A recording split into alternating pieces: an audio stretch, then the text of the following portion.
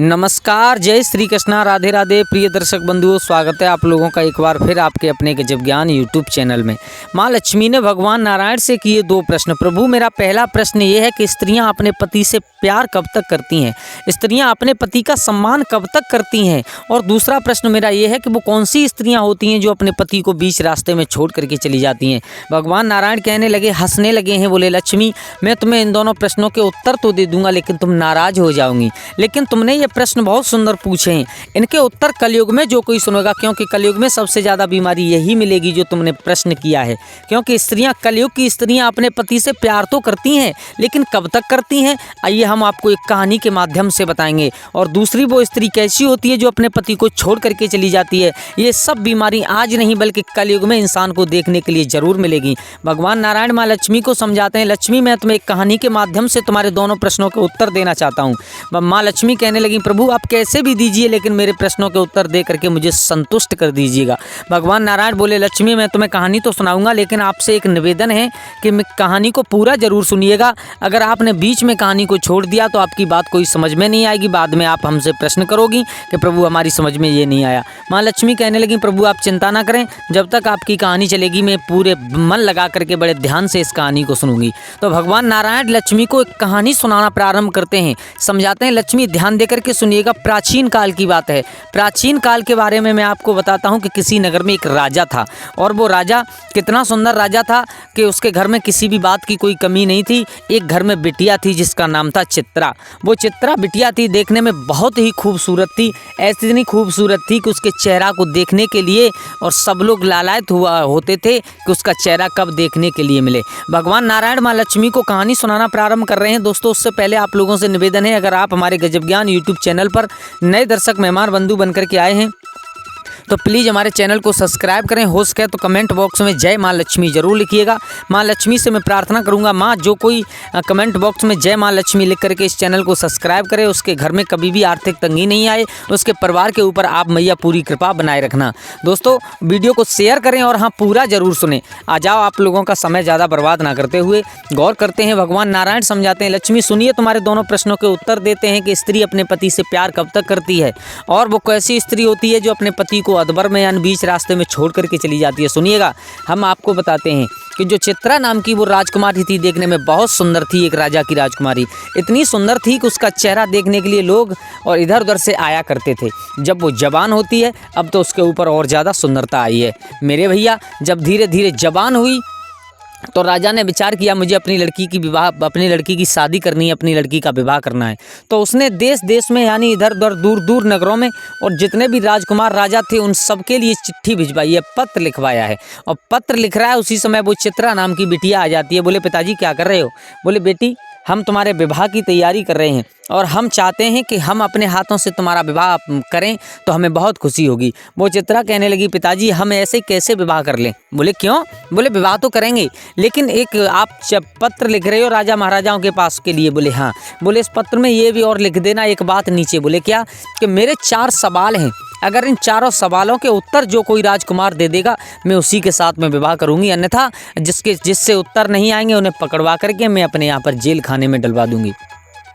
अब वो पिता अपनी बेटी की पेज के आगे झुक गया मेरे भैया। उस राजा ने चिट्ठी में साफ साफ लिखा कि हम अपनी बेटी चित्रा का विवाह करना चाहते हैं, जो देखने में बहुत ही खूबसूरत है। लेकिन नीचे भी एक बात लिख दी कि मेरी बेटी के 4 सवाल हैं जो मुझे भी नहीं मालूम है, और उनके उत्तर जो कोई राजकुमार दे देगा उसी के साथ में हमारी राजकुमारी चित्रा का विवाह होगा। मेरे भैया चिट्ठी बंद करवाई, देश देश में भिजवाई है नौकरों के हाथों से। जब चारों तरफ चिट्ठी पहुंची है तो चारों तरफ से राजकुमार अब उस शादी की लालसा लेकर के, उस चित्रा के रूप के बारे में सब लोग जानते थे, इतनी सुंदर थी, उसकी रूप की यानी उसकी शादी की लालसा लेकर के एकत्रित होने लगे हैं। लेकिन वो ऐसा कुछ सवाल पूछा करती थी कि 4 सवालों के उत्तर देना तो बहुत दूर, किसी से पहले सवाल का ही उत्तर नहीं आता था, और जब उत्तर नहीं आता था उसे पकड़वा करके जेल खाने में डलवा देती थी। मेरे भैया धीरे धीरे उस राजकुमारी ने न जाने कितने राजकुमारों को पकड़वा करके जेल में डलवा दिया, और उसने किसी के साथ में विवाह नहीं किया। अब मेरे भैया किसी एक दूसरे नगर का राजकुमार था। वो राजकुमार किसी कारणवश यानी कैसे भी धोखे से और जेल खाने से निकल कर के भाग गया है। और जब जेल खाने से निकल कर के भाग गया है तो जंगल के किनारे, जंगल में बैठा है नदी के किनारे, और नदी के किनारे बैठ कर के उसी लड़की की चित्रा की याद में बैठा हुआ है। बोले हम गए थे विवाह करने, लेकिन ये क्या हुआ, गए थे विवाह करने लेकिन जेल में और रह करके फिर भी छुप करके दौड़ करके आना पड़ा है। अरे विवाह तो करना है, लेकिन करें तो कैसे करें। अब वो कैद से तो छूट जाता है, लेकिन जंगल में अकेला बैठा है, क्या करें, कहाँ जाएं, क्या ना करें, क्या सोचें। जब उस लड़की से चित्रा के साथ में हमारी विवाह हो, हमारी शादी हो, तो उस राजकुमार का एक मित्र था जिसका नाम था राजा विजयपाल सिंह। दोस्तों, कहीं से अकस्मात विधि के विधान को कोई टाल नहीं सकता है। ठीक उसी प्रकार वहीं से जो उसका मित्र था राजा विजयपाल सिंह, वो आ जाता है अपने अश्व पर सवार होकर के, कहीं पर शिकार खेलने के लिए आया था। तो उसी नदी के किनारे चला आ रहा है, तो रास्ते में उसे अपना मित्र मिल जाता है। उसने देखा, बोले मित्र तुम्हारे चेहरा पर ये उदासी कैसे है, हैं? आज से पहले तुम्हारे चेहरा को हमने इतना दुखी कभी नहीं देखा, कारण क्या है, इसका कारण बताइए। तो उस राजकुमार ने बताया, महाराज दोस्त क्या बताएं आपको, वो जो राजकुमारी चित्रा नाम की लड़की है, उसके चक्कर में और हम ऐसे हो चुके हैं। बोले क्यों? बोले उसका रूप ऐसा है कि उसे जो एक बार देखता है वो दीवाना हो जाता है, और हम चाहते हैं कि हम उसके साथ में विवाह करें। तो विजयपाल जो राजा था वो कहने लगा, तो इसमें घबराने की क्या बात है, चिंता करने की क्या बात है, चलो हम चलते हैं तुम्हारे साथ, तुम्हारा विवाह कराएंगे। बोले महाराज ऐसे विवाह नहीं होगा। बोले कैसे होगा? कि उसके 4 सवाल हैं, और जो कोई उन 4 सवालों के उत्तर दे देगा उसी के साथ में वो विवाह करेगी, अन्यथा पकड़वा करके जेल में डलवा देती है। वो विजयपाल कहने लगा, बोले तो तुम जाओ कोशिश करना। बोले मैंने कोशिश की। बोले फिर क्या हुआ? बोले उसने पहला ही प्रश्न पूछा था, उसका ही जवाब मेरे से नहीं आया, चारों के जवाब मैं कैसे दूंगा। तो वो विजयपाल कहने लगा है, बोले दोस्त आप चिंता ना करो, आप हमारे मित्र हो, और मित्र के संकट में साथ देना ये मित्र का धर्म होता है। हमेशा अपने दुख को एक बार के लिए कम समझे, लेकिन दोस्त के दुख को एक बार के लिए ज़्यादा समझे, उससे ही दोस्तों मित्र कहते हैं। अब राजा विजयपाल सिंह ने कहा, चलो आप चिंता ना करो।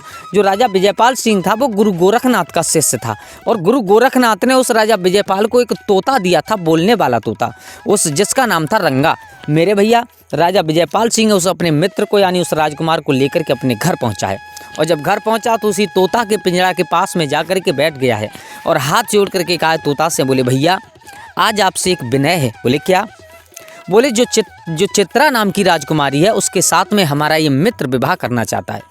तोता ने देखा, तोता कहने लगा, भूल जाओ, कह दो इससे उस लड़की को भूल जाए। बोले क्यों? बोले वो किसी के साथ में विवाह नहीं करना चाहती। बोले क्यों? बोले ये मुझे नहीं मालूम है, लेकिन वो किसी के साथ में विवाह करना नहीं चाहती है, और यही कारण है कि जो कोई भी उसके पास में जाता है उसे पकड़वा करके जेल में डलवा देती है। तो वो राजकुमार हाथ जोड़ करके बोला है तोता से, बोले भैया आप मन चाहे वो करवा लो हमसे, लेकिन उससे एक बार हमें मिला दो, उससे एक बार हमारी शादी करा दो। तोता कहने लगा, ऐसा हो नहीं सकता है, हमने जब तुमसे कह दिया उसे भूल जाओ तो भूल जाओ। तो विजयपाल कहने लगे हैं, सुनिए तोता, इतने दिन हो गए हमने तुम्हारी इतनी सेवा की, तुम्हारा पेट भरा, तुम्हें पाला, तो इसका मतलब ये नहीं कि आज मेरे मित्र के ऊपर संकट है तो तुम इसमें थोड़ा सा मेरा साथ दो। वो तोता कहने लगा, अगर महाराज आप कह रहे हो तो चलो हम कोशिश करते हैं, लेकिन गारंटी कुछ नहीं है कि इसका विवाह हो ही जाए। भगवान नारायण समझाते हैं, लक्ष्मी सुनिएगा आप ध्यान लगा करके, वो राजकुमार कितने पापड़ बेल रहा है उस राजकुमारी को पाने के लिए। अब उस तोता ने कहा है उस राजा विजयपाल से, बोले महाराज एक काम कीजिए, हमारे पंखों में आप मोती लगवा दीजिए, हमारी चोंच पर सोने से मड़वा दीजिएगा, जो हमारा रूप ऐसा अनोखा मालूम पड़े कि हमें जो देखे वो मोहित हो जाए, तब हम कोशिश करते हैं रानी चित्रा के, उस राजकुमारी चित्रा के पास में जाने की। मेरे भैया राजा का आदेश, जैसा उस तोता ने कहा ठीक वैसा ही हुआ। उसके पंखों में मोती लगवाए गए जो देखने में बहुत सुंदर लग रहे हैं, उसकी चोंच सोने से मड़वाई गई है, पंजे सोने से मड़वाए गए हैं। उसके बाद कहा है कि देखो हम जा रहे हैं और जहाँ की राजकुमारी है वहाँ पर जादू बहुत है, लेकिन इतना ध्यान रखना अगर हम पकड़ भी जाएं तो हमें छुड़ाने की कोशिश ज़रूर कर लेना, क्योंकि वहाँ जादूगर लोग बहुत रहा करते हैं। अब वो तोता इतना को सब कुछ समझा करके उस राजकुमार को और अपने महाराज राजा विजयपाल को छोड़ करके चला है कहाँ?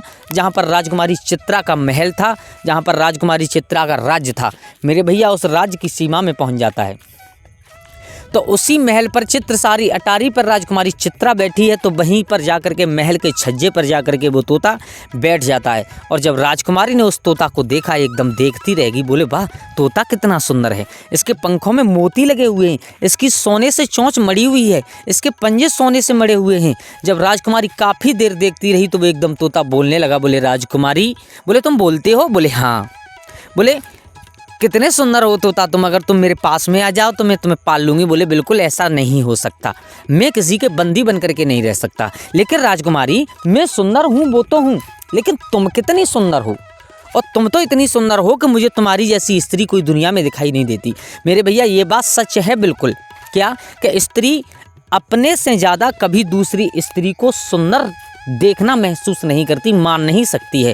एक स्त्री दूसरे स्त्री की रूप पर कभी मोह नहीं सकती है।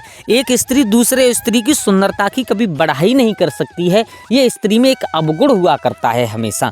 तो उसने कहा, जब उसने राजकुमारी ने अपनी बढ़ाई सुंदरता की बढ़ाई सुनी तो बहुत खुश हो गई। फिर एकदम तोता कहने लगा, राजकुमारी तुम इतनी सुंदर हो तो एक बात बताओ, अब तक तुम कुंवारी क्यों हो, तुम विवाह क्यों नहीं कर लेती? आहा, राजकुमारी बहुत चतुर थी, समझ गई। बोले ये कोई साधारण तोता नहीं है, या तो ये कोई राजकुमार है जो रूप बदल करके मेरा भेद लेने के लिए आया है, या ये किसी का भेजा हुआ तोता है। अब उसने विचार किया, बोले इस तोता को मुझे पकड़ना चाहिए, ज़रूर पकड़ना चाहिए। राजकुमारी कहने लगी, कहो क्या कहना चाहते हो? बोले तुम विवाह क्यों नहीं कर लेती? बोले मुझे कोई ऐसा कोई वर ही नहीं मिला जिसके साथ मैं विवाह कर लूँ। तोता ने कहा, हमारे पास में है एक लड़का जो तुम्हारे लायक है, एक बहुत सुंदर हमारे राजकुमार हैं, उनकी और तुम्हारी जोड़ी बिल्कुल एक जैसी रहेगी।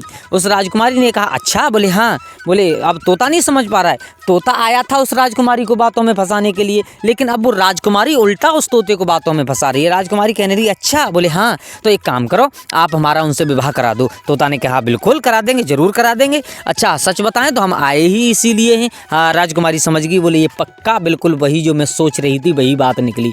अच्छा तो एक काम करो, कितने सुंदर हैं तुम्हारे राजकुमार? बोले हमारे राजकुमार इतने सुंदर हैं कि जैसी तुम हो ठीक उसी प्रकार हैं, इसलिए एक काम करो, जब तुम्हारे राजकुमार इतने सुंदर हैं तो ये हमारे हाथ से अंगूठी लीजिएगा और इस अंगूठी को ले जा करके उस राजकुमार को दे देना। अब तोता बहुत खुश हुआ मेरे भैया, उड़ करके जैसे ही राजकुमारी के हाथ पर आकर के बैठा, उस अंगूठी लेने के चक्कर में उसी समय राजकुमारी ने पकड़ करके और हाथ में चाकू ले लिया और कहा, अब बता तू सच सच कौन है? तो उस तोता ने सारा हाल बता दिया। बोले मुझे मेरे महाराज विजयपाल सिंह ने भेजा है और वो चाहते हैं कि तुम्हारा विवाह उनका एक मित्र राजकुमार है उसके साथ में हो। अच्छा अब मैं तुझे मार दूंगी, बता क्या होगा? तो उसने तोता ने विनय किए, बोले आप मुझे मारो मत, अगर आप मुझे मारोगी तो कुछ हासिल नहीं होगा। मैं आपको एक ऐसी चीज़ दूंगा, मैं आपको एक ऐसी चीज़ दूंगा जो आप जीवन भर याद करोगी। बोले क्या दोगे तुम? बोले मैं एक संजीवनी विद्या जानता हूँ और मैं वो संजीवनी विद्या आपको सिखा दूंगा जिससे आप मरे हुए इंसान को भी जिंदा कर सकती हो। राजकुमारी ने विचार किया, हो सकता है ये बोलने वाला तोता है तो हो इतना होशियार। उसने कहा ठीक है सिखा। बोले ऐसे नहीं सिखाते हम। बोले फिर? बोले हम सिखाते हैं, हम इतनी तेज़ अगर चिल्लाएंगे तो तुम्हारे दास दासियाँ पास में हैं, ये सब सुन लेंगे। पहली बात, इन सबको महल से बाहर निकालो। दूसरी बात, हमें अपने कान के पास में रखो, अपने कन्हा पर बिठाओ जो हम आपके कान में बोल सकें। मेरे भैया राजकुमारी भूल गई कि ये धोखा भी कर सकता है हमारे साथ। मेरे भैया अब क्या था, उसने सब दास दासियों को बाहर निकाला राजकुमारी ने। उसके बाद तोते को छोड़ करके अपने कंधे पर बिठाया है। तोता ने कान की तरफ अपनी चोंच की, लेकिन कान में कुछ बोलने के बजाय तोता ने गाल पर अपनी चोंच मार करके निशान बना दिया। रक्त की धार बहने लगी है। मेरे भैया जब रक्त की धार बही, उस राजकुमारी को क्रोध आ गया। उसने अपने बाज को बुलाया और तोते को पकड़वाने का आदेश दिया, लेकिन तब तक वो तोता वहाँ से निकल जाता है। दौड़ता हुआ कई दिन की मंजिल तय करने के बाद अपने राजा विजयपाल के पास में आता है। सारा हाल बताया तो कहा, वो राजकुमारी चित्रा जितनी सुंदर है उतनी उसके गंदे विचार हैं। हमने पहले ही कहा था वो विवाह नहीं कर सकती। अब विजयपाल राजा कहने लगे, मित्र से मित्र, अब मेरी जान क्यों नहीं चली जाए। तोता की कोशिश तो ये नाकाम हो गई, लेकिन हम जरूर जाएंगे। तो आज वो राजा विजयपाल सिंह अपने घोड़े पर सवार होकर के चले हैं। कहाँ? जहाँ पर राजकुमारी चित्रा का महल था, उसमें आकर के द्वारे पर ढोल रखा हुआ था। उस ढोल में आकर के वही इंसान हाथ मारता था जो उसके सवालों के जवाब देता था। राजा विजयपाल ने और उन ढोल में हाथ मारा है। वो राजकुमारी समझ गई कोई फिर आज मरने आ गया। मेरे भैया निकल करके आई और जैसे ही निकल करके आई तो उसने उस राजा को देखा है तो कहा, आप हमारे प्रश्नों के उत्तर दोगे? बोले हाँ। बोले फिर विवाह करोगे? बोले हाँ। तो उसने कहा, देख इतना ध्यान रखना, अगर आपने उत्तर नहीं दे पाए तो हम पकड़वा करके जेल में डलवा सकते हैं। बोले जो आप चाहो वो कर लेना, लेकिन आप अपने प्रश्न जरूर पूछिए। मेरे भैया वो राजा विजयपाल सिंह इतने तेज थे, इतने चतुर थे कि उसने जो जो प्रश्न पूछे सब प्रश्नों के साफ साफ उत्तर दे दिए। फिर उस राजकुमारी ने कहा, चलो ठीक है, अब हम तुमसे विवाह कर लेंगे। तो विजयपाल राजा कहने लगे, देखो तुम मेरी बेटी के समान हो, हम तुम्हारे साथ विवाह नहीं कर सकते। बोले फिर? बोले एक मेरा मित्र है, उस राजकुमार के साथ में हम विवाह करवा सकते हैं तुम्हारा। मेरे भैया उस राजा ने और उस राजकुमारी चित्रा का विवाह उस राजकुमार के साथ कराया। अब राजा विजयपाल अपने मित्र का विवाह उस चित्रा के साथ में करा देता है। मेरे भैया अब तो बड़े हर्ष और उल्लास के साथ में वो राजकुमार रहने लगा है, लेकिन उस लड़की का मन नहीं था उसके साथ में विवाह करने का। अब देखो गलत दोनों तरफ से हुआ, यानी राजा विजयपाल ने भी गलत कराया। उसने क्या गलत किया कि जब सवाल के जवाब आपने दिए तो विवाह दूसरे के साथ नहीं कराना चाहिए था, और उस लड़की तो गलत कर ही रही थी, तो जैसे को तैसे सजा दी उसने। मेरे भैया अब धीरे धीरे समय निकल रहा है। एक दिन वो राजकुमार और अपनी पत्नी की विदा करा करके पानी के जहाज में सवार होकर के अपने नगर की तरफ चला है। तो कहाँ थोड़ी ही दूर निकल पाए कि तब तक समुद्री तूफान आ जाता है और उसमें जहाज फंस जाता है, और मेरे भैया जहाज पलट गया। वो राजकुमार और राजकुमारी दोनों पति पत्नी दोनों पानी में गिर जाते हैं, लेकिन मरे एक भी नहीं, लेकिन विधि के विधान के अनुसार थोड़ी दूर दूर जाकर के किनारे पर लगे हैं, भूल गए एक दूसरे के हम कहाँ बिछुड़ गए। अब मेरे भैया वो लड़की चली जाती है कहीं, कहाँ चली जाती है इस कहानी में हम आपको आगे बताएंगे, लेकिन वो राजकुमार उस समुद्र से निकल करके अपनी पत्नी की तलाश में घूम रहा है। मेरे भैया पत्नी की तलाश कर रहा है, रोता है दिनों रात, पागलों की तरह घूमता है। जैसे तैसे तो विवाह हुआ, और वो भी ये क्या मुसीबत आ गई, लेकिन वो राजकुमार नहीं जानता था मेरी पत्नी कैसी है पत्नी। वो राजकुमार ढूंढता ढूंढता एक दूसरे नगर में पहुंचा है, तो क्या देखा कि चौराहे पर यानी एक कुआं है, और उस कुआं पर 4 पनिहारी बैठी बातें कर रही हैं, और वो आपस में बात कर रही हैं, बहन तुम्हारे राजा 2 दिन पहले समुद्र के किनारे से किसी स्त्री को लेकर के आए, उसके साथ में विवाह करना चाहते हैं। उसने समझ गए, बोले वो वही मेरी पत्नी हो सकती है। आज वो राजकुमार उस पत्नी को ढूंढने के लिए आगे बढ़ा, तो क्या देखा कि भवन के ऊपर स्त्री खड़ी है। अब भवन के ऊपर स्त्री खड़ी है, तो उस स्त्री को देख करके राजकुमार बड़ा खुश हुआ, लेकिन वो स्त्री पीठ फेर करके खड़ी हो गई। अब राजकुमार ने इशारा दिया, बोले नीचे आओ, तो नीचे तो आ गई, लेकिन आते ही आते राजकुमार तो ये सोच रहा था कि ये बड़ी खुश होगी, लेकिन उसने आते ही आते पीठ फेर करके खड़ी हो गई है। बोले क्या कहो, बोले कहें क्या, कितनी खुश होना चाहिए तुम्हें, हम कितने मगन हैं, कितने दिन बाद हम और आप मिले हैं। वो स्त्री कहने लगी हम मिले ही क्यों। बोले क्यों, बोले हम नहीं चाहते तुमसे मिलना। बोले तुम मेरी पत्नी हो। बोले नहीं है। बोले फिर, बोले थे अब नहीं है, अब हमने इस राजा से विवाह कर लिया है। राजकुमार रोने लगा, बोले तुमने ऐसा क्यों किया। बोले हमने ऐसा इसलिए किया कि हमने एक बार आपको पकड़वा करके जेल में डलवा दिया था जब शादी नहीं हो रही थी, लेकिन आप फिर भी नहीं माने, किसी न किसी कारण से आपने हमसे विवाह कर ही लिया। लेकिन क्या आप जानते हो हमारे दिल में क्या था, क्या आप जानते हो कि हम क्या करना चाहते थे। बोले क्या करना चाहती थी। बोले हम जिसके साथ में आज रह रहे हैं, हम इसी से विवाह करना चाहते थे, हम इसी के साथ में विवाह करना चाहते थे, लेकिन तुमने ज़बरदस्ती करके हमसे विवाह कर लिया। अब तुम तो चले गए, उसके बाद हमें ये मिल गया, अब आप हमारी ज़िंदगी से निकल चुके हो, इसलिए हम आपको नहीं अपनाएंगे। राजकुमार रोने लगा है। भगवान नारायण लक्ष्मी को सावधान करते हैं, लक्ष्मी ध्यान दे करके सुनना, शायद आपके दोनों प्रश्नों के उत्तर आपको मिल गए होंगे, अगर नहीं मिले हों तो हम आपको समझाते हैं। आपका पहला प्रश्न ये था कि स्त्री अपने पति से कब तक प्यार करती है। तो कलयुग में स्त्रियां अपने पति से प्यार करती हैं, लेकिन कब तक, जब तक प्यार करती हैं। सब नहीं, कुछ स्त्रियों की मैं बात कर रहा हूँ, सब नहीं, सब तो बहुत अच्छी हैं, लेकिन कुछ स्त्रियां ऐसी हैं जो बदचलन स्त्रियां हुआ करती हैं, वो अपने पति से प्यार जब तक करती हैं जब तक शरीर में सामर्थ्य, जेब में पैसा पति कमाने लायक होता है तब तक। आपका दूसरा प्रश्न था कि वो कौन सी स्त्री होती हैं जो पति को अधवर में छोड़ करके चली जाती हैं। तो वो स्त्री होती हैं जिनकी मन मर्जी से, जिनकी राजी से और जिनका विवाह नहीं होता है, वो स्त्रियां अपने पति को हमेशा अधवर में ही छोड़ करके चली जाती हैं। और दूसरी स्त्रियां वो होती हैं जो बदचलन हुआ करती हैं, वो अपने पति को छोड़ करके चली जाती हैं। तो दोस्तों आशा करते हैं आप लोगों को कहानी अच्छी लगी होगी। अगर अच्छी लगी हो तो कमेंट बॉक्स में जय माँ लक्ष्मी ज़रूर लिखें। धन्यवाद।